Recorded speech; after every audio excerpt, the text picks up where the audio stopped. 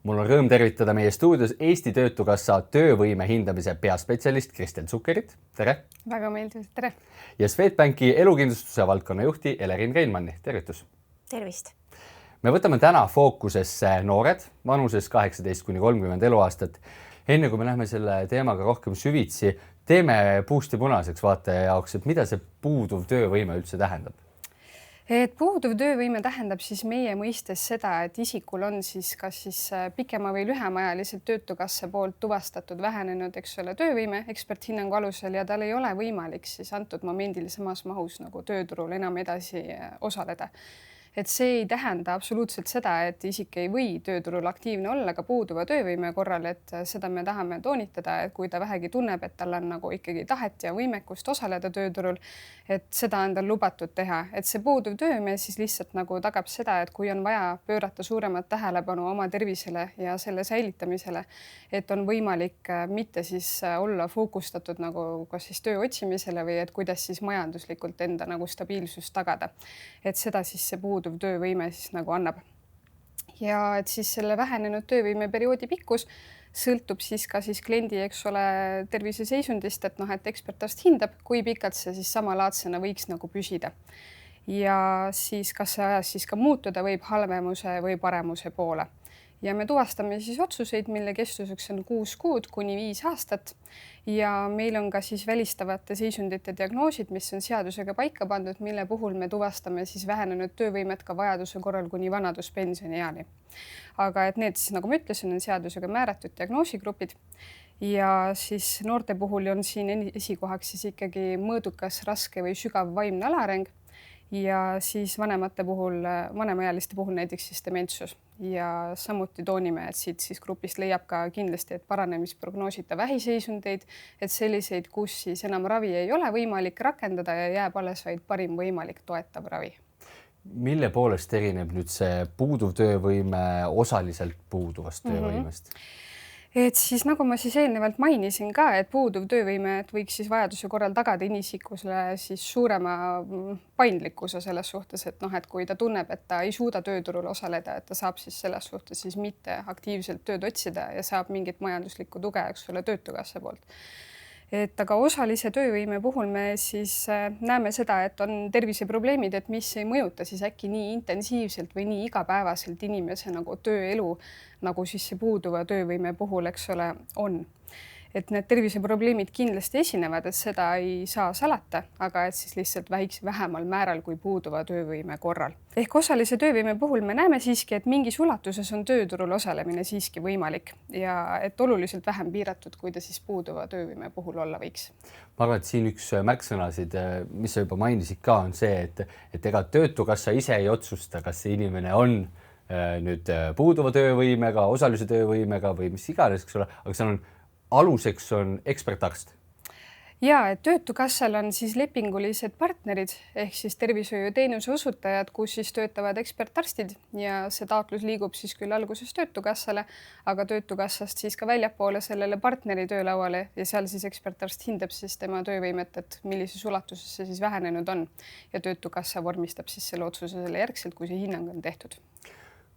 Me mainisime siin selle lõigu alguses, et me räägime täna või keskendume rohkem noortele, et kui suure osa moodustab täna, ma ei tea, noorte seas see puuduva töövõime määramisel just vaimne tervis, et kas see on noorte osas, te näete, väga aktuaalne küsimus?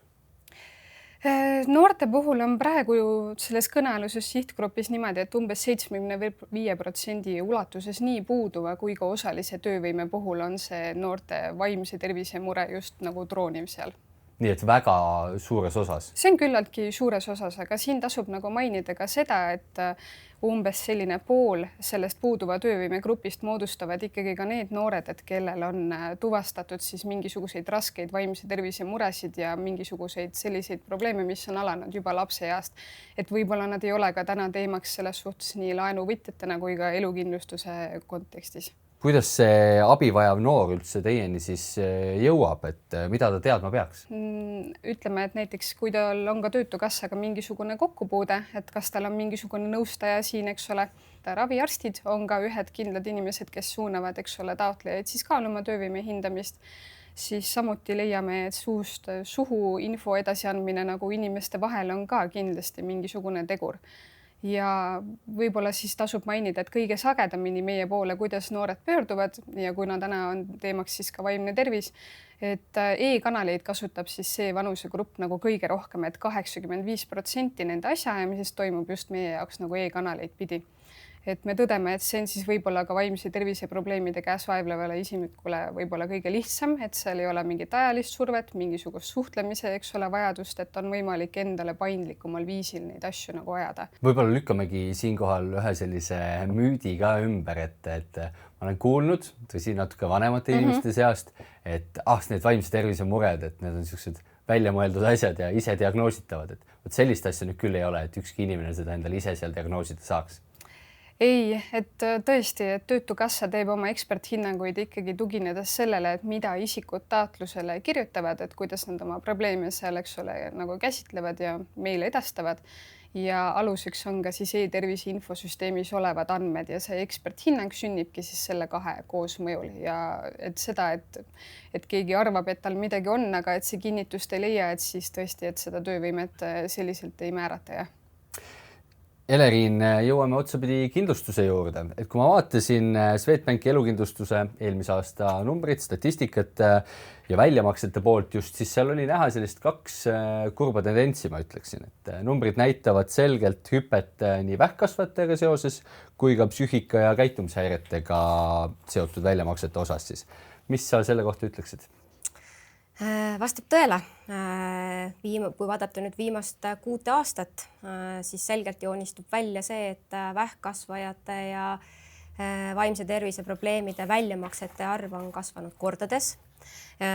Kui nüüd võrrelda aastat 2019 ja aastat 2025, siis vähkkasvajate puhul on see kasv olnud 3-kordne ja vaimse tervise probleemide korral lausa 9-kordne.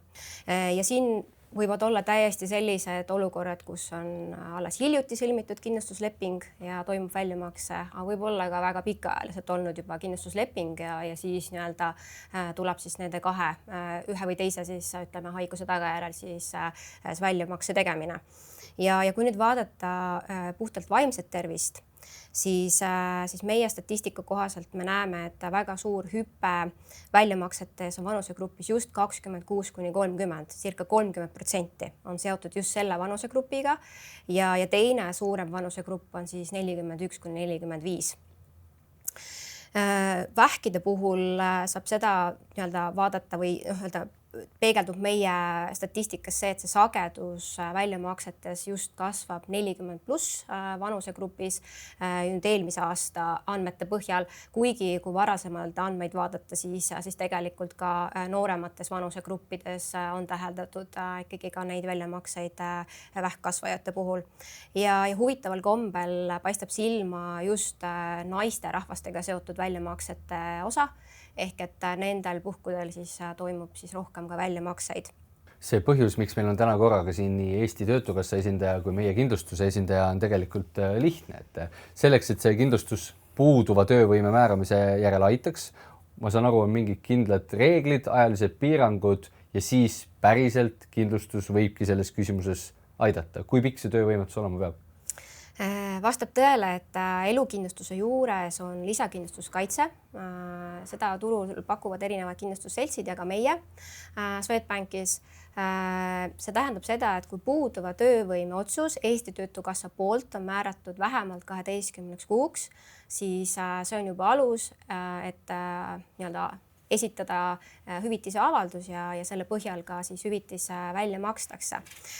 Kui nüüd on määratud 6 kuuks näiteks, millest oli siin ka varasemalt juttu, et siis see ei ole alus hüvitise välja maksmiseks, aga kui näiteks seda peale 6 kuud toimub siis uuesti töövõime hindamine ja määratakse uuesti 6 kuuks või isegi pikemaajalisemalt, et siis me loeme selle nii-öelda kokku ehk et see vahe ei tohi nende hindamiste vahel olla siis üle 30 päeva ja siis on taaskord juba alus väljamakse tegemiseks. Ja siinjuures ma toonitan veel seda üle, et puuduv töövõime ei ole ei osaline töövõime ega ka tavalisel haiguslehel viibimine. Et seda me näeme üsna tihti, et meile esitatakse avaldus, tahetakse saada nii-öelda väljamakset, aga ei ole määratud puuduvat töövõimet, on ta siis kas osaline töövõime või on tavaline haiguslehel viibimine, et nendel puhkudel siis õigust hüvitise saamiseks ei ole.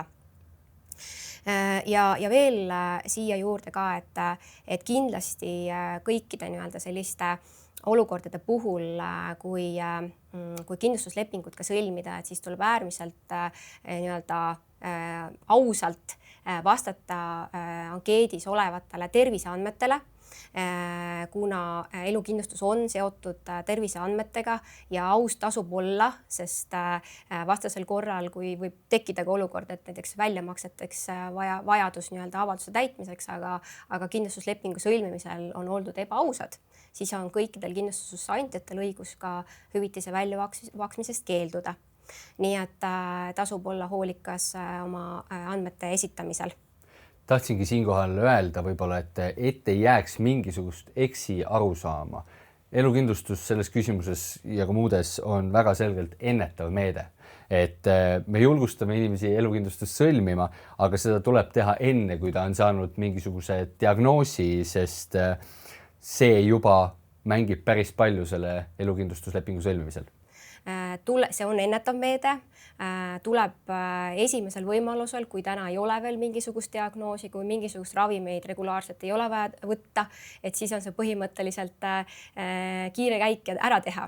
Et sellega tuleb arvestada, et kui nüüd on mingi diagnoos juba määratud, et siis võib olla see olukord, kus kindlustust ei pakuta või see võib olla kallima hinnaga või siis üldse ei pakuta kõiki kindlustuskaitseid. Nii et selleks peab olema siis valmis igaüks, kes siis elukindlustuse avaldustes esitab.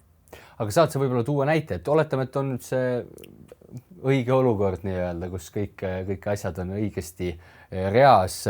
Mul on Töötukassa poolt määratud puuduv töövõime. Mul oli eelnevalt sõlmitud õige info põhjal elukindlustusleping. Mis minuga saab, mis kasu ma saan? Ma usun, et need kasumomendid võivad inimeste puhul olla erinevad, et alustades sellest, et Eesti inimestel on paljudel on erinevad laenukohustused. Näiteks kodulaen, mis on tavapärane, eks ju, et siis ütleme puuduva töövõime hüvitisega on võimalik kas või kodulaen siis tagasi maksta, et oleks kergem ka sellel perioodil, kui ei olegi võimalik tööturul edasi töötada. Või näiteks vajadus võib olla ka see, et mõne ravi järgi, kui näiteks võib-olla Eestis ei ole võimalik ravi saada, võib-olla vajalik minna välismaale hoopiski, et seda nii-öelda kasutada sellel eesmärgil või siis hoopis taastusraviks, eks ju, et need olukordi võib olla mitmeid, et kuidas seda hüvitist siis sellel momendil vajadus kasutada on, aga loomulikult see ongi nii-öelda siis sissetuleku languse või kaotuse kompenseerimiseks mõeldudki, sest Kristel saab nüüd küll parandada, aga minu teadmiste põhjal tänane puuduva töövõime toetus on seal keskmiselt kuskil 600 natukene peale kandis.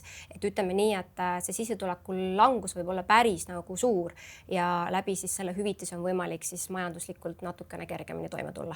Kristel, on need suurusjärgud enam-vähem sellised? Ja puuduva töövõime puhul see tõesti nii on, et ma nõustun igati, et selles suhtes, et toetuse saamine aitab nagu mingisugust majanduslikku võimekust veel tagada, aga sellega täielikult ilmselt ikkagi kogu oma kohustusi ja eluolu katta on keeruline. On inimesed teadlikud enda võimalustest ja õigustest, et kui me oleme arutanud erinevaid elukindlustusteemasid, siis tuleb välja, et inimesed ei tea, mis võimalused neil on. Kuidas teie oma töö poole pealt näete?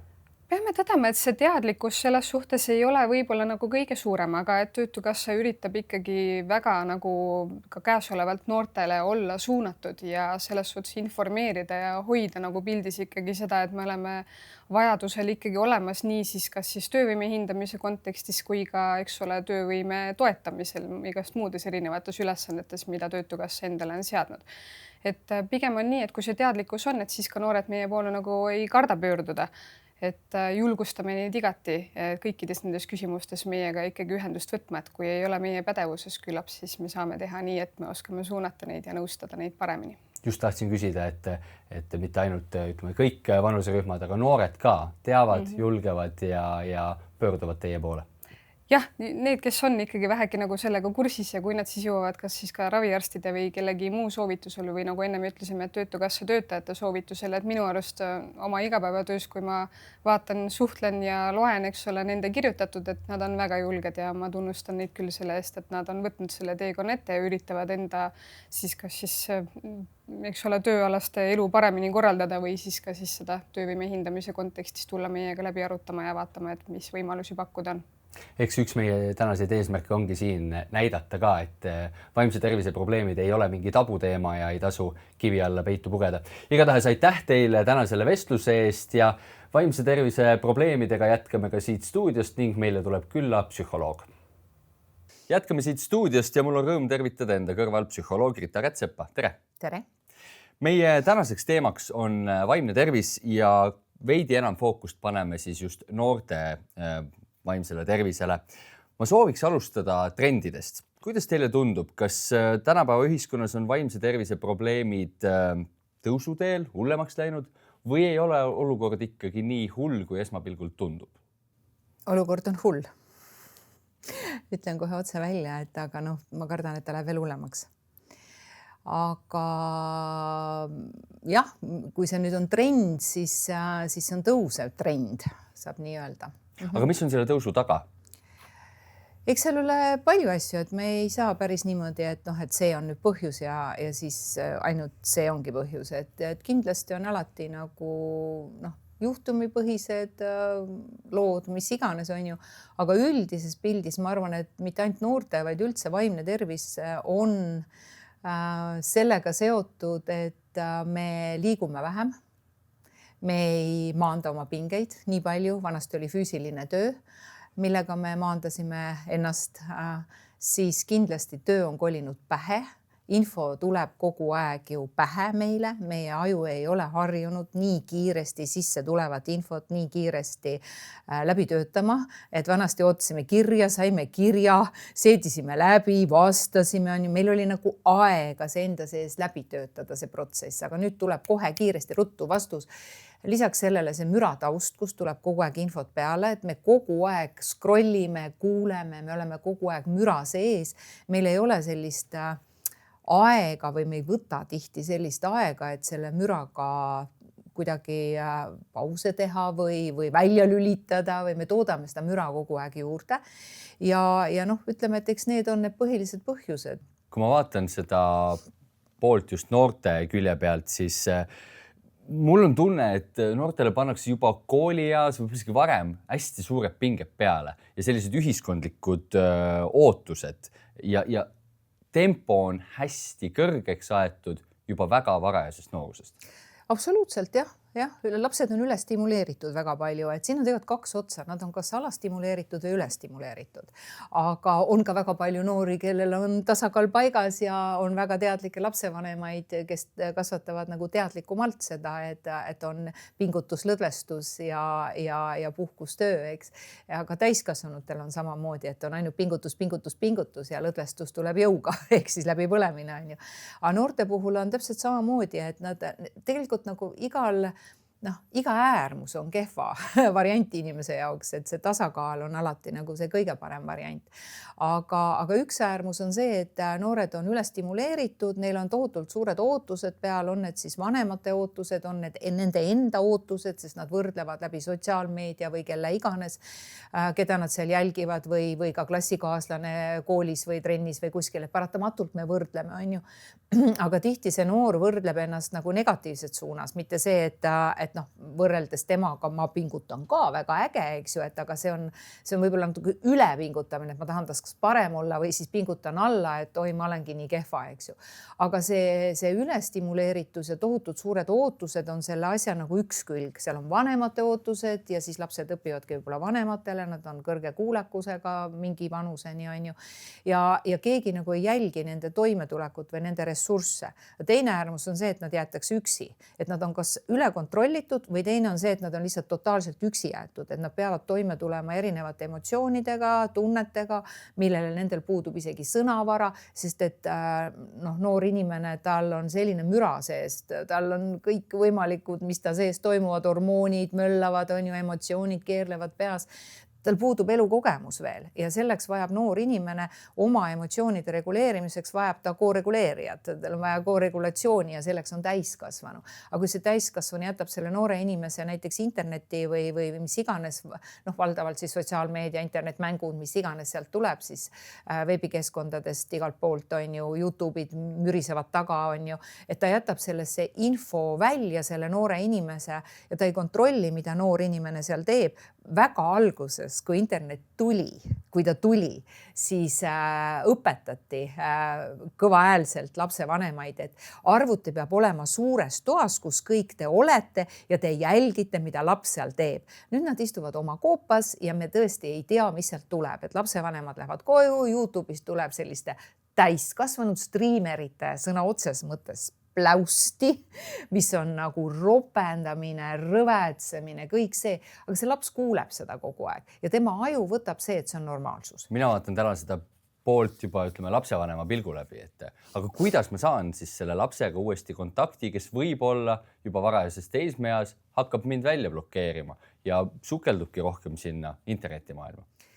No tegelikkuses ta peabki natukene juba blokeerima oma vanemaid mingil määral, eks ju, et kui me sünnime, siis meie eesmärk on ju oma vanematest eralduda, on ju, saada iseseisvaks täiskasvanud inimeseks ja tuua ilmale oma järeltulijad, eks ju. Et see on see eluliin, mida me peame tegema, aga meie kui lapsevanemad, et mulle meeldib endale öelda sellist lauset, et meie ülesanne on kasvatada linnupoja tiivad nii tugevaks, et ta suudaks nagu tiivalennuga ära minna sealt pesast õigel ajal kusjuures ja suudaks iseseisvalt lennata. Et me tegelikult, meie roll on ju kogu aeg juba planeerimise sünnihetkest olla talle toeks, on ju. Ja see teismeline vajabki seda oma mölluga toimetulekuks natukene seda koopas olemist ja üksi olemist, aga ta ei vaja neid vanemaid enam niimoodi nagu laps, aga ta vajab, et nad on olemas ja nad on kättesaadavad siis, kui tal on vaja. On ju. Aga see kontakt tegelikult tuleb luua ju maast ja madalast ja kui siin lapsevanemad ütlevad, et mu laps ei söö muidu, kui ta seda Mašat ja Karu või mingisugust Pepat ei vaata, aga kust ta teab seda tahta? Sa oled talle seda pakkunud. Nii et tegelikult me räägime tagajärgedest, aga ütleme, kõik see juurpõhjus on kasvukeskkond. Alla 3-aastasele me ei anna üldse mitte mingit seadet kätte, milleks? Seda ei ole vaja. Tal on vaja vahetut suhtlemist, tal on vaja peegeldust, tal on vaja ennast tundma õppida. Ekraan on ühepoolne suhtlus ja ütleme, et see noorte teema, see vaimne teema läks väga tugevalt, eks ju, lendu peale koroonat, kus nad olid surutud, et me siin küll rääkisime kõva häälega, et nii palju kui on virolooge teil ümber laua seal valitsuse kabinetis ja kus iganes nad seal istusid, täpselt sama palju peab teil olema psühholooge. Me tegelikult nägime, mis juhtub just nimelt noortega. Aga üks võeti tööle, see söödi ka peaaegu ära seal, et ei kuulatud väga, on ju. Nii et selles mõttes eks see on ka natuke tagajärg, et nad ei sotsialiseerunud, nad ei saanud seda peegeldust, nemad peavad kampas olema oma ealistega, see kõik on selline õppimine, perekond, oma eakaaslased, järjest rohkem see perekonna roll hakkab vähenema, on ju, eakaaslaste roll hakkab suurenema, on ju, aga see vanemlik kontroll peaks ikkagi seal taga olema, aga mugavus on see, et me ei tee seda. Ma just tahtsin jõuda selle suurema pildini, et kui ma mõtlen tagasi 5-6 viimase aasta peale. Oli COVID-i kriis, olid erinevad energiakriisid, sõna kriis käib kogu aeg meie meediast läbi. Kui ma teen täna lahti mõne uudisteportaali, seal on suurelt ees sõda Ukrainas, sõda Lähis-Idas. Kuidas see kõik meid täna mõjutab? Eks ta mõjutab täpselt nii palju, kui me seda infot endale sisse laseme, et üks laps just alles hiljuti, üks teismeline, no tegelikult niisugune varateismeline kurtis mulle, et ta tahaks rahulikult oma perega õhtust süüa, aga isal lõugab taga Aktuaalne Kaamera, et uudised, vist veel midagi seal, et ma ei taha söögi ajal neid laipu näha. Aga isa ei kuula teda. Isa, kui ta ütleb isale, et noh, räägime midagi, siis isa paneb teleka nagu kõvemaks, on ju. Et see on noh, lausa kuritegelik, ma ütleks, eks ju. Aga laps juba taipab seda. Ja kui sa nagu ühe silmaga vaatad telekat ja teisega sööd, et mida see sinu teine aju seal, see ei saada signaale omavahelgi, eks, sest magu on teine aju, eks ju. Et need omavahel kontakti ka ja sealt tekivad juba muud probleemid, on ju. Aga tegelikult ütleme, et kurjust on maailmas kogu aeg olnud ja kurjus tahab ikkagi headuse vastu nagu võimust võtta, on ju. Et vana indiaani lugu on ju sellest heast ja halvast hundist. Et indiaani pealik räägib oma lapselapsele, et iga inimese sees elab hea ja halb hunt. Ja poiss tahab teada, kes võidab. Vanaisa vastab, see, keda sina toidad. Ja täpselt nii ta on ka igasugustes kõikides valdkondades, et kuhu sa oma mõtte, jõu ja energia ja tähelepanu suunad, seda sa võimeldad, on ju. Et ei ole mõtet kogu aeg nende kriisijuttudega kaasa minna. Et pigem tegelikult, kui algas ka sõda, siis oli, psühholoogidel oli tööd väga palju, mul oli telefon punane, mis me teeme. Mida sa teha saad? Mida sina täna teha saad? Sa saad tegelikult teha seda, mida sa teed. Oled sa poemüüja, raamatupidaja, lasteaiakasvataja, õpetaja, pangatöötaja, kes iganes, tee oma tööd hästi. See on kõik, mida sa teed. Sellega sa saad tegelikult tasakaalustada maailma. Mida teha, kui ma märkan muutust kolleegi juures, sõbra juures, mõne pereliikme juures, kuidas sellest teemast rääkida ja kuidas seda teemat üldse selle inimeseni viia? Kõige klassikalisem mina sõnum, sina sõnum, et kui ma lähen inimese juurde, kuule, sa oled viimasel ajal kuidagi õudselt närviline, mis sul viga on, et sama midagi teha või et lendan nagu niimoodi peale, et sina oled või isegi ründavalt, et mis sul viga on viimasel ajal, on ju, mida tihti nagu noorte suunas, et miks sa niimoodi teed, et me nagu reageerime käitumise peale, aga käitumise all on tegelikult teda mõjutavad tegurid ehk siis alateadvus, on ju, et see on see, mida me näeme, on jäämäe tipp, aga jäämäe tipu all on ju tegelikult väga suur mõjutaja, eks ju, et sellel alati on mingi põhjus, muutunud käitumine viitabki sellele, et midagi on meie sees muutunud, on ju. Aga mina sõnumiga, kui minna, et mina olen märganud, mulle tundub, kas ma saan õigesti aru, et esitada selliseid huvi tundvaid leebeid küsimusi, kui ta vastab isegi, et ei, et mul ei ole häda midagi, eks ju, siis ta vähemalt on saanud mingisuguse impulsi, et keegi on tundnud huvi, keegi on märganud, äkki tõesti, on ju, et ega meie arvamust ei saa, saab kahtluse alla seada, et valesti oled aru saanud, on ju, aga ma vähemalt olen öelnud, et mulle tundub, on ju. Aga see vastutus on inimese enda käes tegelikult, aga me saame vaikselt suunata võib-olla kutsuda kohvile või teele või et pigem nagu et küsida, et kas juhtus midagi, kas ma saan aidata, mulle tundub, et sul on midagi juhtunud, eks ju, ma ei taha sellest rääkida, on ju, kas sa tahad kellegiga rääkida, lükata keegi selline inimene tema juurde või pakkuda midagi välja. Noored on ise ka ühendust võtnud tegelikult, et mul on täitsa ikka Messengeris noored kirjutanud, et kuule, et kas ma võiks tulla, eks ju. Nii et selles mõttes lihtsalt märgata, anda sellest teada ja loota, et äkki ta siis võtab midagi ette. Ehk me saame siin anda mõne soovituse ka inimestele, kes või mõne praktilise nipi, et kuidas ikkagi siis pingeid maandada, kuidas vaimset tervist parandada? Jah, magada korralikult, minna enam-vähem samal ajal magama, selline tunni piires, enam-vähem unehügieen, enam-vähem samal ajal ülesse tõusta, mitte võtta voodisse kaasa telefoni, et pange see äratus, aga ärge võtke voodisse telefoni kaasa ja ärge hommikul ärgates esimese asjana hakata oma aju koormama, pigem ringutage, venitage, tehke mingeid mõnusaid harjutusi. Õhtul mõelge, mis oli teie päevast toredat, viige fookus selle peale, see rahustab keha, hingata paar korda sisse välja, mitte kedrata, et homme ma pean minema seda tegema, homme on homme, et täna oli selline päev, mis sul oli toredat asja, mõtle oma päev läbi, mis sulle meeldis, mis sul oli vahvat, on ju, vii fookus selle peale, hommikuga ärka, ei ole ka nii, et kohv sisse kohe tööle, vaid venita, mõtle, mis sa täna teed, millise pausi, sa pausid pane endale kalendrisse sisse, tõesti päevased pausid, nüüd tuleb kevad ka, laske päikest põse peale. Kellel on vähegi mingi trenn, oleks väga tore, 2 korda nädalas kindlasti, 3 veel parem on ju, üle ka ei ole mõtet treenida. Aga sellised värskes õhus jalutuskäigud, 20 minutit sellist päevavalgust silmade kaudu on D-vitamiin, mis on närvisüsteemile väga kasulik, on ju.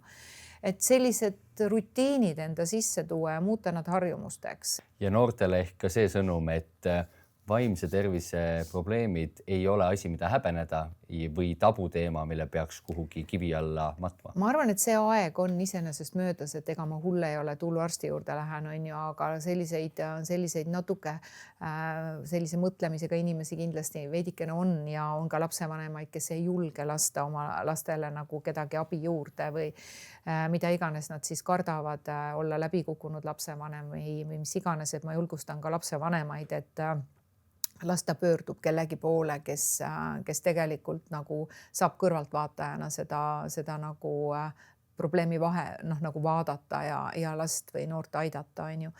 Ja kindlasti jääb see konfidentsiaalseks infoks, et ka sellega peab lapsevanem leppima, et tema laps ei räägi talle kõike ja see on okei. Suur tänu, Rita Rätsep, selle väga toreda, huvitava ja hea vestluse eest.